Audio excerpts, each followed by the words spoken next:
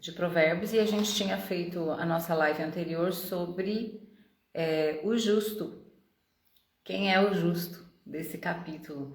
E nós falamos sobre os sentidos, né, o ouvido, a mente, sobre o paladar, sobre as narinas, o cheiro. Falamos depois, eu até falei assim para vocês, se não ficar nada dessa mensagem, entenda que sentidos tem muita relação com amor, né? Esse desejo de ouvir a palavra da pessoa que a gente ama, o desejo de estar ali pertinho, de conversar, de se relacionar, é através dos sentidos que a gente se relaciona. E então nós falamos isso do justo também, que é a pessoa que tem prazer em Deus, porque Deus tem prazer em nós. O Senhor tem prazer em nós. Ele nos criou a imagem e semelhança dele, e quando ele olha, sabe quando você faz algo assim que fica muito bom, que deu muito resultado, você olha e fala, nossa, que legal, olha o que eu fiz, que maravilha, e você fica feliz com aquilo que você realizou. Às vezes uma coisa simples, assim como um bolo, um prato que você faz, e você fala, nossa, olha que bonito, isso aqui tá tão gostoso, né? Enfim, e você se alegra com aquilo. Deus é assim com a gente. Por isso que Ele nos resgata. Porque Ele se alegra, Ele tem prazer em nós. Então, de outra parte, essa deve ser a nossa resposta, né? A gente também se alegrar em Deus. Então, a gente falou várias coisas e aí dá para pegar o vídeo lá e dar uma olhada. Aí, eu anotei aqui também sobre a memória do justo. A pessoa justa, ela tem uma memória abençoada. Tá aqui no versículo 7. No versículo 7, a lembrança do justo será abençoada. A gente tem uma visão de família e uma realidade em relação ao que é uma família, como se comporta uma família, um pouquinho assim distante do padrão bíblico, porque o padrão bíblico é o padrão judaico-cristão. E às vezes a gente perde algumas coisas. Por exemplo, a Bíblia fala que o homem bom, ele deixa uma herança para os seus filhos.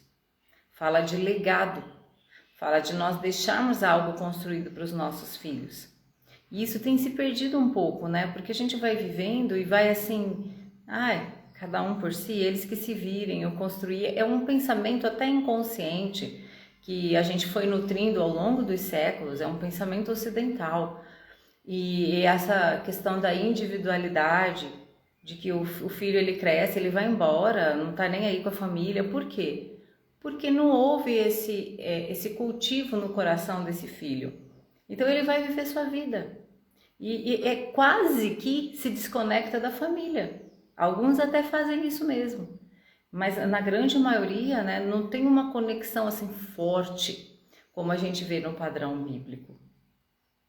Então, o que os nossos filhos vão poder dizer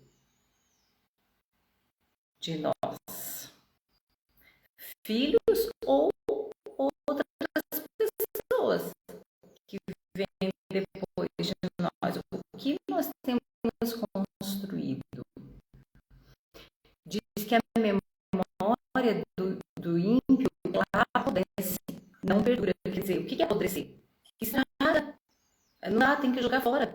Você já pensou jogar a sua memória, a lembrança de você no lixo? Mas esse é o ímpio. O justo diz que a memória dele é abençoada. Vocês devem ter aí. Gente, deixa eu pedir para vocês fecharem os microfones, por gentileza. Quem está com o microfone aberto. Vocês têm alguém na família de vocês, na ascendência de vocês, que vocês olham e falam assim, nossa, meu avô, a minha avó, eu, por exemplo, a minha avó... Tá ligado? Desligado. É só tu clicar aí no microfonezinho e desligar, tá?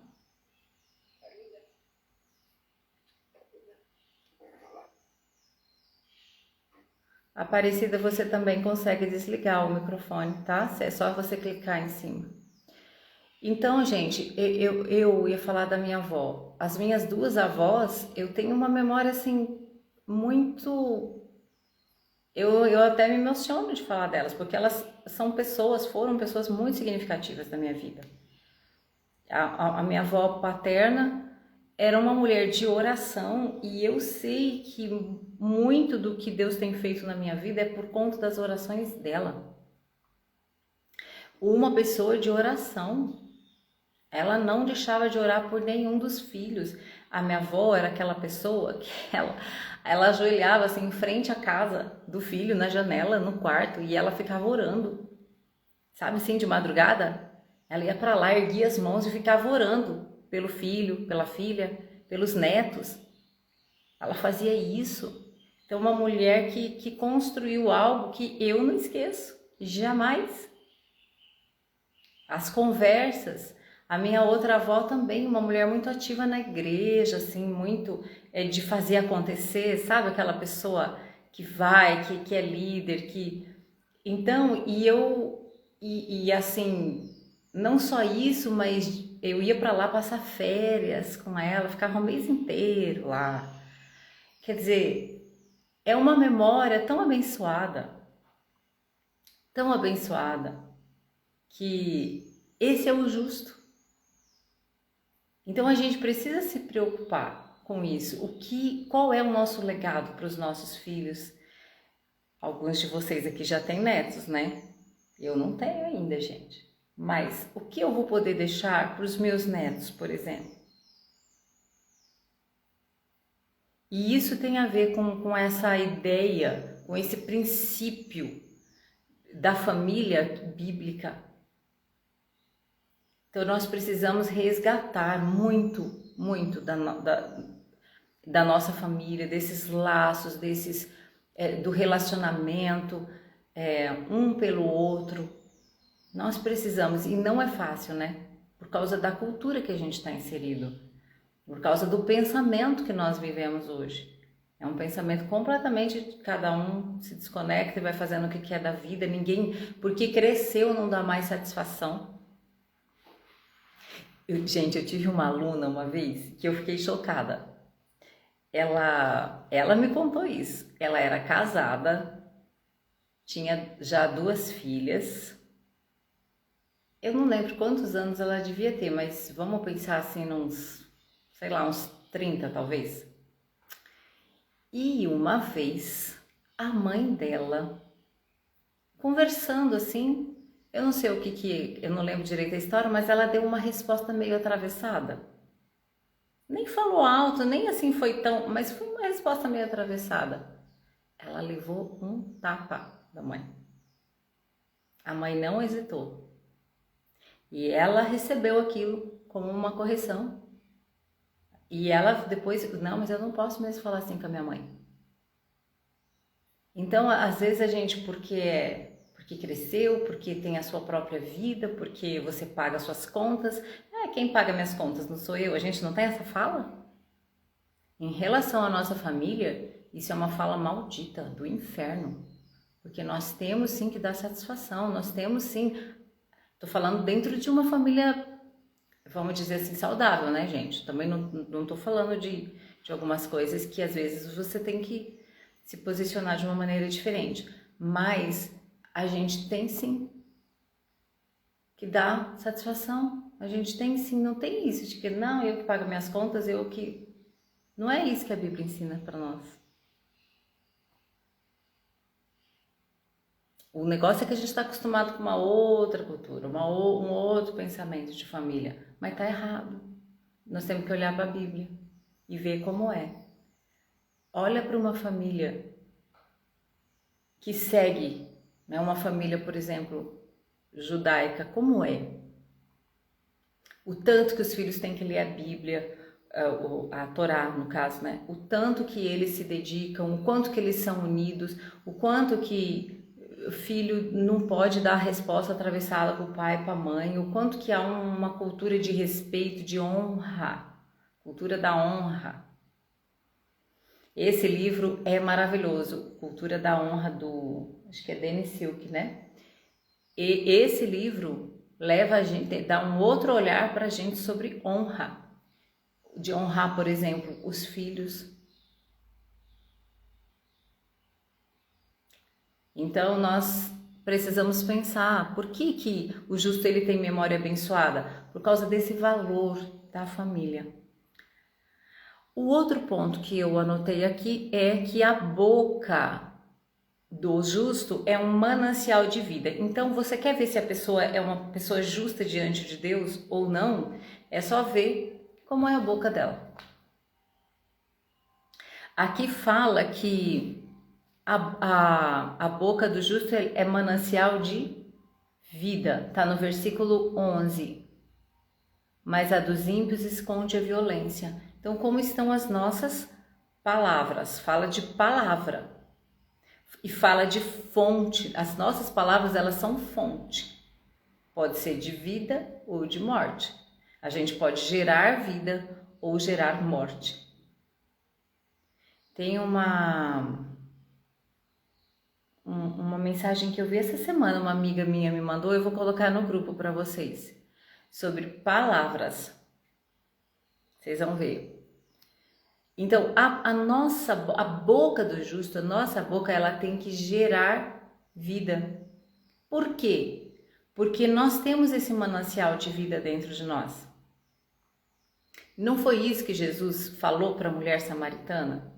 Ele não falou, olha, se você beber da água que eu der para você, você nunca mais vai ter sede. Por quê? Porque vai se formar dentro de você uma fonte. E depois, mais para frente, lá em João, ele também fala isso, que é uma fonte de água viva que salta para a vida eterna. Então, a boca do justo tem palavras que vão para a eternidade, que geram vida, que constroem aquilo que vai para a eternidade. E nós temos que nos perguntar de novo, esse assunto eu sei que você já ouviu, como estão suas palavras? O que você anda falando? Para você mesmo, sempre tem que começar pela gente. O que eu falo para mim mesmo? Às vezes, tem pessoas que amaldiçoam a si próprio. Amaldiçoa o trabalho. Amaldiçoa, sei lá, a comida, a casa. Ah, essa casa aqui, porque isso não presta. Ah, porque isso aqui tá desse jeito. Ah, porque vou lá de novo. Hoje meu trabalho já vi que vai dar tudo errado. Tem gente que faz isso. Não pode fazer isso. A nossa boca, ela precisa ser manancial de vida. Esse é o justo que vai ter a coroa na cabeça, que não vai ter fome da alma, que Deus vai realizar o desejo. Lembra que nós falamos no vídeo passado?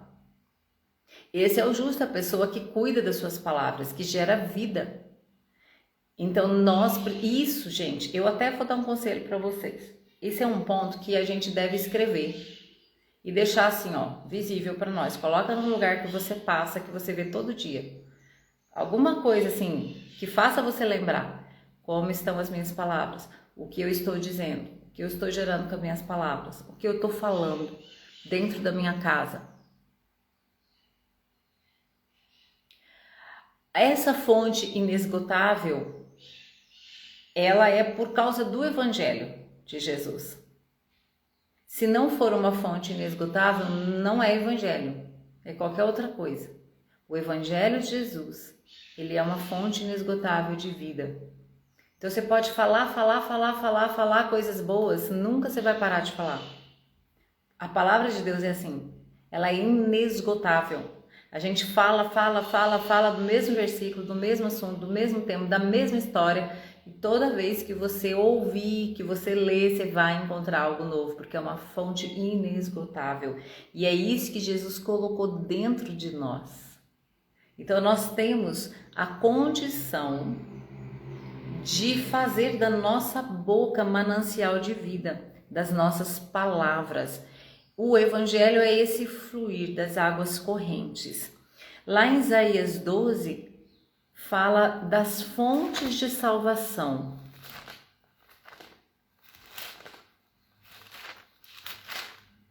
Eu acho tão bonito esse texto. O versículo 2, deixa eu ler aqui para vocês, ó. Deus é a minha salvação, confiarei e não temerei, porque o Senhor Deus é a minha força e o meu cântico, Ele é a minha salvação. Tirareis águas das fontes da salvação com alegria. E direis naquele dia, dai graças ao Senhor, invocai seu nome, tornai conhecidas entre os povos as suas obras, proclamai como o seu nome é majestoso. Então, proclamar é você usar, a gente pode também fazer isso com atitudes, né? As nossas atitudes proclamam, mas com palavras principalmente. Proclamar sobre a salvação de Deus, sobre o nome de Deus, ele está falando aqui. Cantai ao Senhor porque fez coisas grandiosas. Então, cânticos, louvores, palavras de gratidão. Ele fez coisas grandiosas, saiba-se isso em toda a terra. Exulta e canta de alegria, ó habitante de Sião, porque grande é o Senhor de Israel no meio de ti. Então, a gente ter esse fluxo de palavras que gera vida no ambiente que a gente está, nas pessoas, e que fala de Deus, de quem é Deus, que proclama o nome dele, que proclama a salvação dele. E lá em Tiago, quando a gente vai falar dessa questão de palavras, da língua, ele explica que de uma mesma fonte não pode sair bênção e maldição. Ou é uma coisa ou é outra. Se você amaldiçoa alguma coisa, não vai dar para sair bênção. A gente tem que escolher. E se comprometer com essa escolha. Está em Tiago 3 esse texto, tá? Se alguém não conhece tanto, abra lá Tiago 3, porque é um dos capítulos mais importantes para o cristão. Não pode sair coisas diferentes de uma mesma fonte. Você já viu uma fonte de um rio, por exemplo, um riacho? Todo mundo já deve ter visto, né? Talvez uma água que brota. A água é um tipo só de água, não tem assim, ela não brota e aí ela se divide. Não, para cá é água boa, para cá é água suja. A fonte não existe isso. Ou é uma água boa ou é uma água contaminada. Não tem como. E assim é a gente. O nosso coração, ou ele é fonte de louvor a Deus, é fonte de bênção para as pessoas, tá gerando vida, ou vai ser maldição. E toda vez que a gente fala uma palavra que a gente não deveria falar, nós estamos contaminando todas as outras que a gente está falando, todas as boas que nós falamos. Entende isso? Porque um pouquinho de alguma coisa contaminada na água vai contaminar a água toda. Não tem como. Então, a nossa boca, ela precisa ter esse fluxo de um manancial de vida. Isso aqui eu já falei. A boca do justo constrói, edifica. Lá no versículo 20, ele fala sobre a língua. A língua do justo é como prata escolhida, mas o coração dos ímpios é de pouco valor. Quer dizer, o coração do ímpio não tem valor, é pouco valor. Agora, a boca, a língua do justo é como uma prata. A prata na Bíblia, ela fala das negociações que eram feitas. Era muito usada a prata lá na antiguidade mesmo, mas fala também de redenção. A prata simboliza redenção. Eu fiquei pensando, a língua do justo é como prata escolhida. A língua é esse órgão articulador das palavras. Sem a língua a gente não consegue articular. Fica algo assim que não é inteligível. E aí a gente pode pensar assim, como a nossa língua pode ser esse instrumento de redenção, já que tem prata na nossa boca. Como a nossa língua, como a nossa boca, como as nossas palavras podem apontar ou podem colaborar, podem trazer redenção. A palavra redenção, ela significa reabilitação, reparo, significa, principalmente no sentido bíblico, significa você libertar, trazer uma libertação de algo ou comprar de novo. Por isso que Jesus nos redimiu, porque Ele nos comprou. Nós éramos dele, certo? Fomos criados por Ele. Aí a gente se perdeu, a gente se tornou escravo do pecado.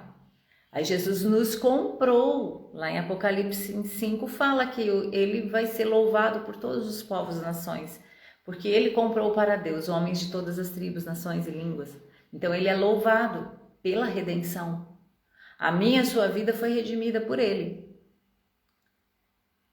Como nós podemos ter um posicionamento de redenção? Como eu posso reparar? Vocês lembram a história de Zaqueu? Quando Jesus vai na casa dele, ele fala assim: se eu tenho defraudado alguém, eu vou devolver 4 vezes mais. O que Zaqueu estava fazendo ali? Ele estava reparando. Ele estava reabilitando as pessoas de quem ele roubou. Então, redenção é isso. É trazer de volta, é comprar, é reabilitar, é reparar. E nós, com a nossa língua, como a gente pode fazer isso? Você tem alguma ideia? Por exemplo, você pode pedir perdão para alguém. Porque é com palavras que a gente pede perdão. Então, alguma coisa que aconteceu, que afastou, que magoou, que entristeceu, se você usar a sua língua para pedir perdão, você vai estar fazendo um reparo, uma reabilitação do relacionamento, uma reabilitação dos corações. Você vai estar fazendo essa redenção.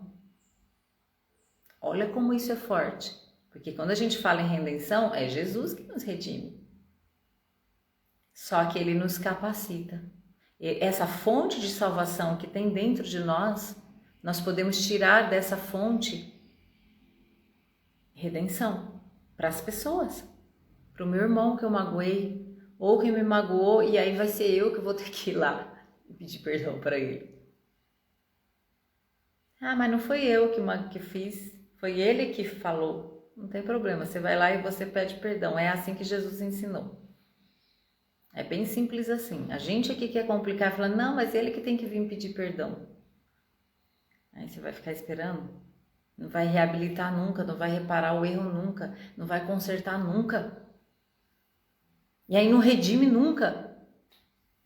E quantas vezes isso está acontecendo dentro da nossa casa, é um com o outro ali, precisa redimir as histórias, precisa redimir, sabe, o que aconteceu, precisa reparar o erro. A nossa língua tem esse poder. Você chegar e falar assim, fulana, eu fiquei magoado com você, porque você falou aquilo, que você fez aquilo, porque não sei o que, eu vim aqui te pedir perdão, você pode me perdoar?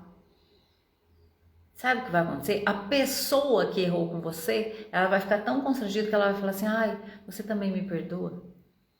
Pronto, resolveu. E a gente tem a dificuldade porque nós somos orgulhosos, que a gente cultiva orgulho, soberba. A gente pensa que nunca vai precisar de perdão, como se Deus não tivesse perdoado a gente. É isso que a gente pensa, esquece, Deus perdoou. Então a língua tem esse poder de pedir perdão, você está praticando essa redenção. Nós podemos também, a oração intercessória, ela também traz redenção. Ela também aponta para a redenção. Porque muitas coisas não estão no nosso poder no sentido de você fazer algo. Mas aí a gente olha para Jesus e vê que Ele já fez. Então, diante do que Ele já fez, da cruz, diante do que está consumado, a nossa intercessão, ela vai chamar isso que Jesus fez.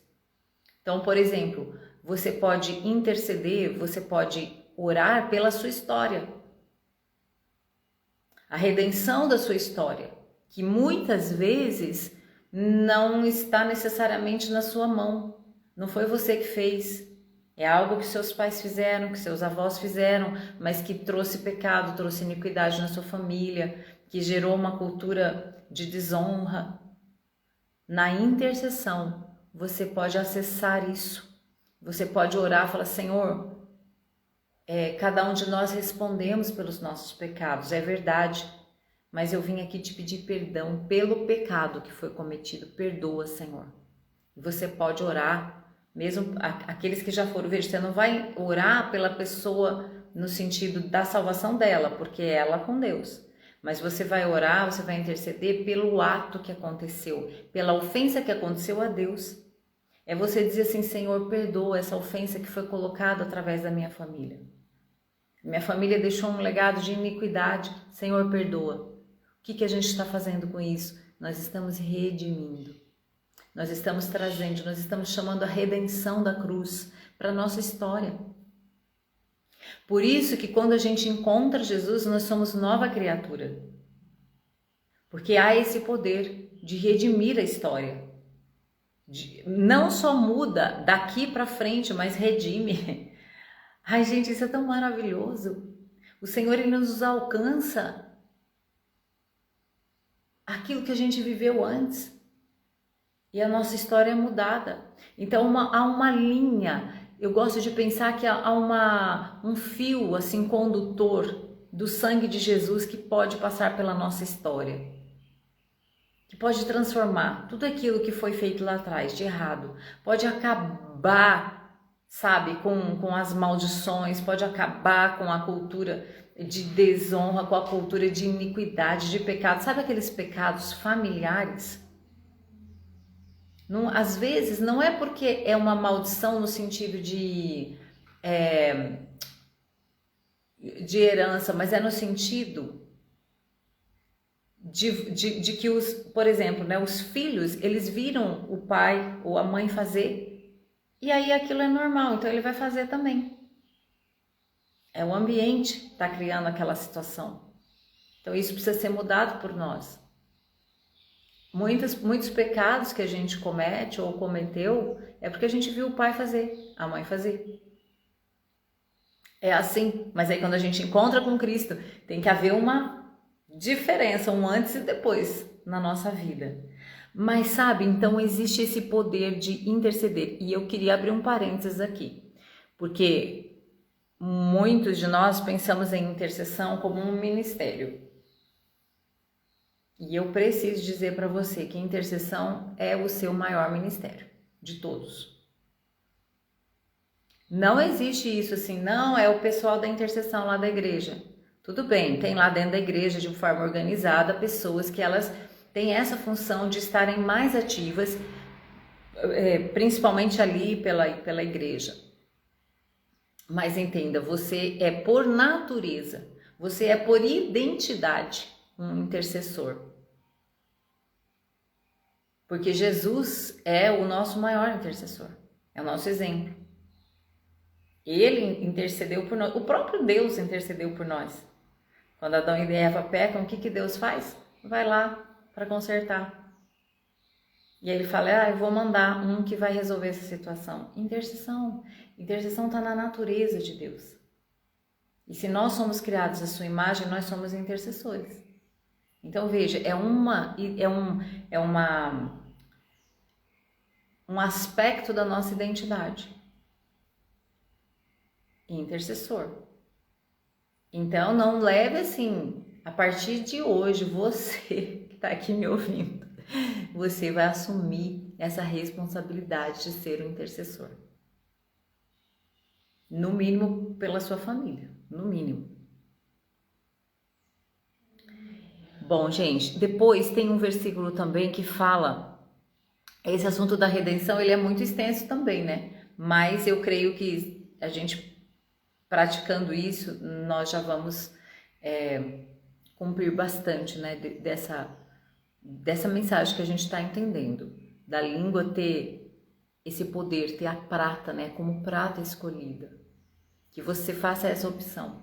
por ser um intercessor e por abençoar, por gerar vida. Por isso que a gente gera vida, porque a intercessão ela tem um poder muito grande.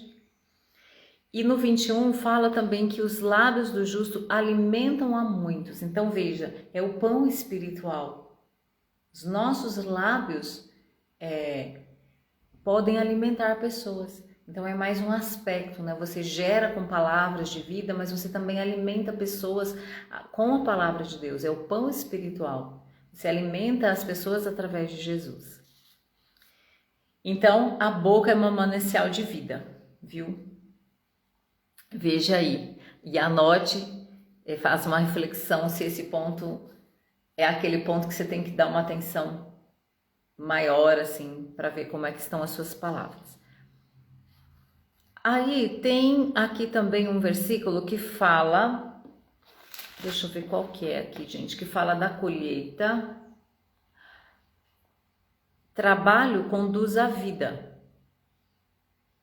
Então, o justo é uma pessoa que trabalha. É uma pessoa que ela não é preguiçosa. Está no versículo 4 e 5, tá? Diz assim, ó: o que trabalha com indolência empobrece, mas a mão do diligente enriquece. Aquele que colhe no verão é um filho sensato, mas o que dorme na colheita é um filho que envergonha. Então veja, o que dorme na colheita, a colheita, gente, o dia que eu descobri que a colheita é tempo de trabalho, eu falei, meu Deus, é verdade. Eu não sei se alguém aqui tem essa ideia ou tinha, de que a colheita é um momento em que você senta e fica desfrutando. Mas não. Para colher tem que ter trabalho, tem que ter gente para trabalhar, tem que ter mão para colher.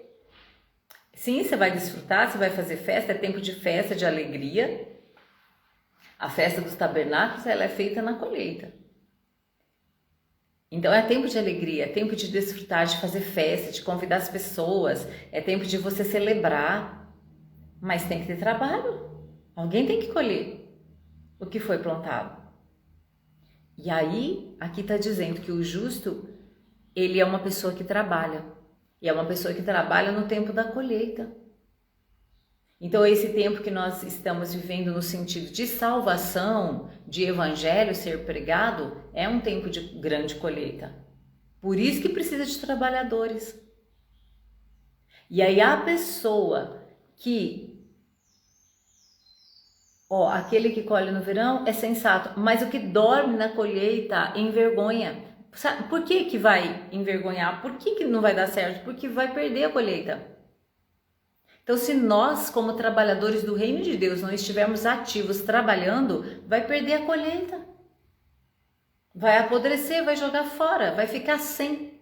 E se perde a colheita, não tem alegria, não tem festa.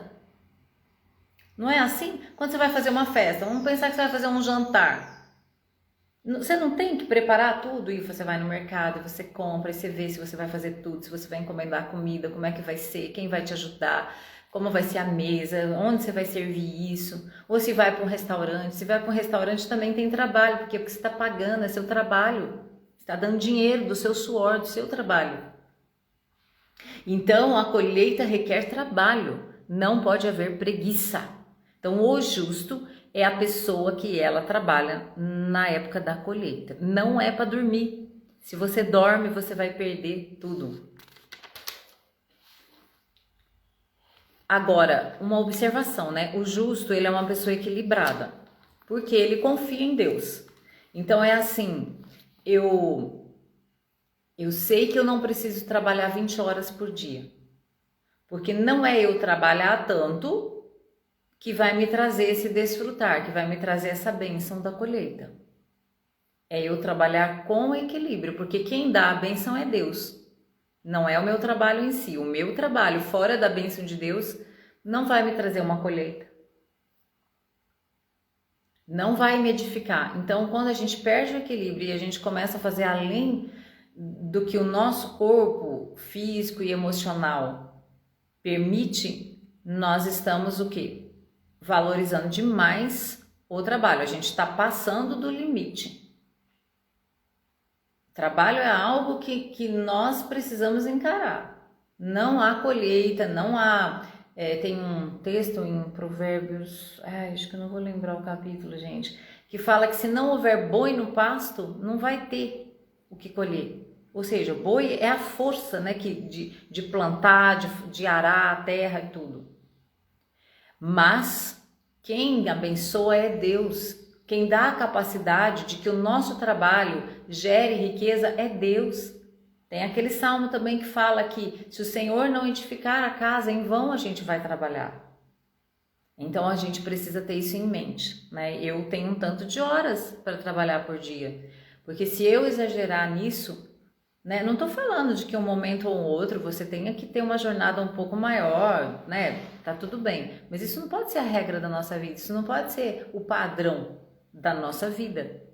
Às vezes é por um momento, por algo específico, por alguma situação no seu trabalho, enfim, mas não pode ser o padrão da nossa vida.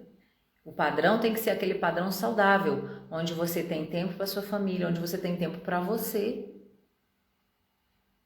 Eu, gente, já tive tempo assim que eu trabalhava tanto que não tinha tempo para mim. Uma coisa maluca isso. E você nem percebe, você vai vivendo assim no automático, numa coisa, e quando você vai ver o que você recebeu disso, será que valeu a pena? Com certeza, quando a gente extrapola isso, nós sacrificamos a nossa família. A gente sacrifica a gente mesmo, sacrifica a nossa vida espiritual, porque que tempo você vai ter para um devocional? Que tempo você vai ter para estar num grupo assim? Se tivesse trabalhado ontem até meia-noite, todo dia você trabalhando até meia-noite, você vai conseguir levantar na segunda e na sexta para estar aqui às 5 da manhã? Não vai, você vai desanimar na segunda semana. Então a vida espiritual fica de lado, a família fica de lado. Então a gente precisa, isso também é algo que a gente precisa dar atenção. Outro ponto. Isso aqui é tão bonito. O justo, ele tem fundamentos eternos, que tem muito a ver com o que a gente falou da memória, né? Mas o fundamento, ele fala assim, de você, como você constrói a sua vida, como você constrói as coisas. E aí a gente precisa olhar para aquela palavra de Jesus que diz: construa sua casa sobre a rocha e não sobre a areia. Porque se a gente construir sobre a areia, o fundamento não vai ser eterno. Então o justo, ele é a pessoa que ele constrói tudo na sua vida profissional, sua vida ministerial, a sua vida familiar é construída aonde? Na palavra de Deus. A rocha é a palavra. Então o justo, ele constrói sobre a rocha e ele vai ter fundamentos eternos. Fala de algo que não vai ser abalado. O Salmo 46 fala assim que quem está na cidade de Deus não será abalado, porque a cidade de Deus ela não é abalada. Então os nossos fundamentos precisam ser na palavra, para que em momento algum sejam abalados. E olha, gente, nós estamos vivendo tempo em que nós precisamos estar firmados na rocha, para a gente não se abalar, porque é tanta barbaridade, é tanta coisa maluca que nós estamos vendo. É tanta coisa assim que eu falo, meu Deus, nunca vi isso, nunca imaginei que eu fosse ver um negócio desse acontecer na Terra, seja no Brasil, seja no mundo. Nós estamos vendo tanta coisa que o mundo vai ser abalado e nós não podemos ser abalados. Então a nossa fé tem que estar na palavra de Deus, tem que estar em Jesus, firmado, sabe, com fundamentos eternos. É o Salmo 46 que fala, né, da cidade. E lá em 1 Pedro também, de 23 a 25, deixa eu ler esses versículos, porque é tão bonito isso aqui. 1 Pedro 1, 23 a 25. Não é só bonito, né, gente, por ser bonito, mas é edificador.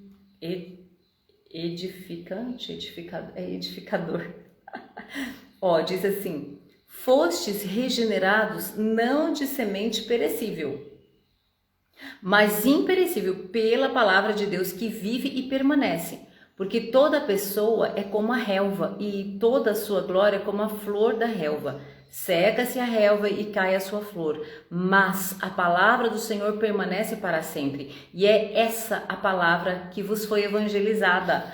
Ai, aleluia! Você foi evangelizado com essa palavra que permanece para sempre. Então é na palavra que a gente tem que edificar a vida. Você vê que está tudo ligado. Quando eu falei para vocês de família, da memória, quando nós edificamos na palavra, o fundamento vai ser eterno, a memória vai permanecer. Os seus filhos, os seus descendentes lá na frente vão lembrar de você como alguém que construiu algo firme, sólido, sabe? Firmado em Deus, firmado na sua palavra. Então essa pessoa nunca será abalada, então não terá o seu fundamento abalado. Outro, gente, já tá dando o nosso horário aqui, é a esperança. A esperança é a alegria do justo. Ó, tá no versículo 28. A esperança dos justos é a alegria, mas a expectativa dos ímpios perecerá. Então o justo, ele tem uma expectativa de alegria, de um futuro de alegria. Quando a gente olha para Isaías 53, que é aquele texto de Jesus como humilhado na cruz, que ele foi transpassado pelos nossos pecados. Todo aquele texto tem um versículo que fala que Jesus olhava lá na frente e ele veria o fruto, é algo mais ou menos assim, ele veria o fruto do seu penoso trabalho. Então, mesmo em todo aquele sofrimento de Jesus, ele sendo ali massacrado, cuspido, machucado, ofendido, mas ele olhava para uma alegria que estava proposta. Ele tinha a expectativa de que hoje eu estivesse aqui com você, falando dele, falando que nós somos salvos, falando que ele dá a condição da gente ter palavras boas, que nós podemos edificar. Ele via isso, gente. Você crê que Jesus estava vendo? Eu e você aqui. Você crê que Jesus estava vendo que você é um agente de transformação na sua família? Você crê que Jesus estava vendo que você ia trazer mais pessoas para o reino dele? Ele estava vendo tudo isso? Que você ia ser resgatado, que você ia sair daqueles vícios, sabe, que destrói a vida, que você ia ser uma pessoa honesta, que você não ia, você ia agir com honestidade na vida, sem se corromper, que você ia ser um proclamador de boas novas, que você ia ser uma mulher que edifica a sua casa com sabedoria, com amor, que o seu amor pelos seus filhos vai segurar eles no caminho de Deus, que a sua intercessão. Jesus estava vendo tudo isso. Então veja, o sofrimento, em meio ao sofrimento ele conseguia ter uma expectativa de alegria. E agora Provérbios diz pra gente exatamente isso, que a esperança do justo é a alegria. Então nós precisamos olhar para o nosso futuro e nos alegrarmos. Paulo falando sobre o fato de que nós vamos ter a vida eterna com Deus, falando do céu, falando da volta de Jesus, ele diz que nós temos essa esperança.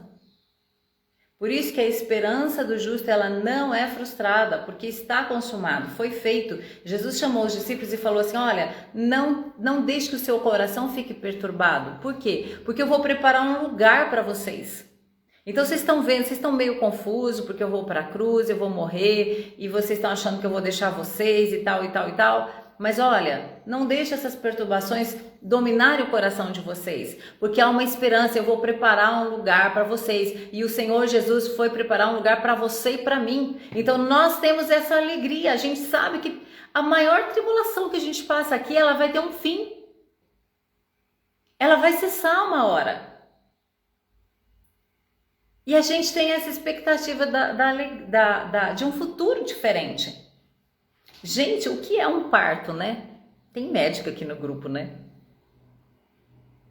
Gente, a mulher, a mãe, ela passa horas. A minha primeira filha, eu fiquei com dor um dia inteirinho, gente. Eu comecei a ter dor assim na noite, não dormia a noite inteira, com aquela dor andando pela casa, aquele negócio que doía, sabe? Aquela coisa que eu só queria chorar de dor o dia inteirinho com aquela dor, esperando. A menina foi nascer, já era quase meia-noite. Mas eu sabia que eu ia ter uma alegria. Não é assim? Mesmo que você faça um parto cesárea, você passa ali todo um sofrimento, uma angústia. A mãe que é a primeira vez, então, meu Deus, que desespero, como vai ser, como vai acontecer? Dá uma angústia, dá uma preocupação. É difícil ficar tranquila, né? E outra coisa, será que vai dar tudo certo? Será que a criança vai nascer bem? Tudo aquilo é muita angústia, é muita ansiedade. Mas você sabe que você vai pegar seu filho no colo e vai ter uma alegria. Quando a minha filha mais velha nasceu, a Rebeca, foi muito triste uma situação que aconteceu. Porque eu fui ali pro quarto e depois, no outro dia já no meio da madrugada. E a moça ao meu lado tinha uma outra pessoa comigo. A criança morreu, nasceu e morreu. Quer dizer, uma alegria que foi interrompida. Ela não teve alegria. Ela só teve a dor. Mas o Evangelho, nós podemos ter certeza da alegria. Não vai haver morte, entende? Não vai haver. Jesus Cristo é a nossa vida, não vai ter morte eterna, não vai ter, sabe? E a sua aflição, a sua dificuldade, ela tem um fim, ela tem um dia para acabar. Se você crê em Deus, se você busca Deus, eu garanto para você, tem um dia que vai acabar essa tribulação que você está passando. E você pode olhar para o depois, olha para o depois dessa tribulação, olha para o depois dessa dificuldade. Talvez você esteja numa dificuldade financeira, mas eu quero que você tenha um olhar para o depois dessa dificuldade. Porque Deus vai entrar com uma providência para você. Deus vai te dar uma porta aberta. Deus vai te dar um caminho que eu não sei qual é e acho que você também não sabe. Mas Deus sabe. Então há uma alegria, gente. Pode ser uma enfermidade que você está vivendo. Há alegria da saúde, há alegria, sabe, há uma expectativa. Esse é o Evangelho de Jesus. A nossa esperança não é frustrada. Você não está aqui à toa. Há uma convicção de que nós estaremos para sempre com o Senhor. Há uma convicção de que todo momento que eu passo de dificuldade aqui na terra, na minha vida rotineira, vai cessar e vai vir um tempo novo. Vai vir um tempo de alegria, vai vir um tempo de bênção. O Evangelho é isso. Glória a Deus. Glória a Jesus. A nossa esperança, ela se apoia no quê? Na fé. Por que a gente tem esperança? Porque a gente tem fé. Se você não tiver fé, você não vai ter esperança. Então, isso é muito importante. Filipenses 3, 20 e 21.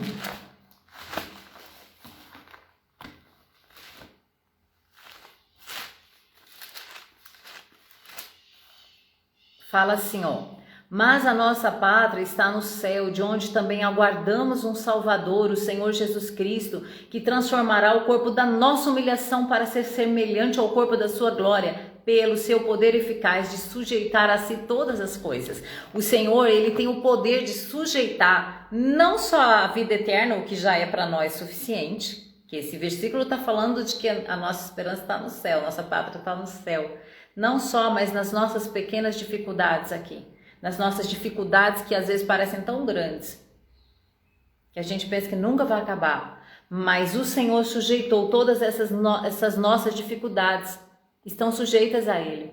Entende isso, gente? E 1 Coríntios 15, 19 também fala dessa esperança da ressurreição. 15, 19. Se a nossa esperança em Cristo é apenas para esta vida, somos os mais dignos de compaixão entre todos os homens. Mas, na verdade, Cristo ressuscitou dentre os mortos, sendo Ele o primeiro entre os que faleceram. Então, se tem um primeiro, significa que tem mais. E os mais somos nós que vamos ressuscitar. Então aqui também está falando da ressurreição. Nossa esperança ela não é frustrada. Crie expectativas de alegria, mesmo que você esteja numa dificuldade tão grande hoje. Crie uma expectativa de alegria. Visualiza um futuro diferente, visualiza um futuro de alegria, sabe? Para você, para os seus filhos, para o seu esposo, para sua esposa. Visualiza, gente. Chama isso, intercede por isso, porque tem uma alegria proposta para você lá na frente. E a gente não pode perder isso de vista. Amém?